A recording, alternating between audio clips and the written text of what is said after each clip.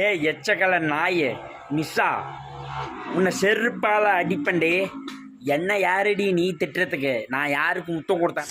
மக்களே பாருங்க, இந்த சேலமணி என்ன மாதிரி பண்ணி வச்சிருக்கான் பாருங்க. என்னை லவ் பண்ணுறேன், என்னை கல்யாணம் பண்ணிக்கிறேன்னு சொல்லிட்டு என்னை அசிங்கப்படுத்திட்டு அவமானப்படுத்திட்டு எல்லாருமே பார்த்து என்னை கேவலப்படுத்துகிற மாதிரி என் வாழ்க்கையை கெடுத்து நாசம் பண்ணிட்டு போயிட்டான்.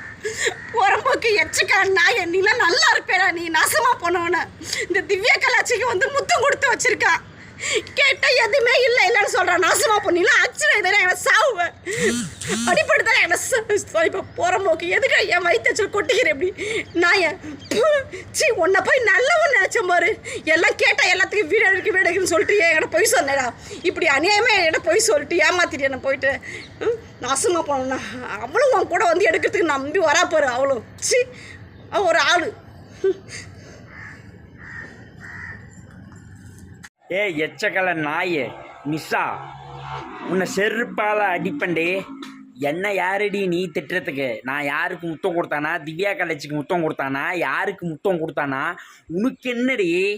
என்னை ஏமாத்திட்டு போனவன் நீ தாண்டி மானங்கட்டவளை. உங்களாம் அருவில் என்ன நீ என்ன மயிருக்கு திட்டுற? எச்சக்கலை மக்களே பாருங்க, அந்த நிஷா தேவையில்லாமல் என் ஒம்புக்கு வந்துட்டுருக்கான்.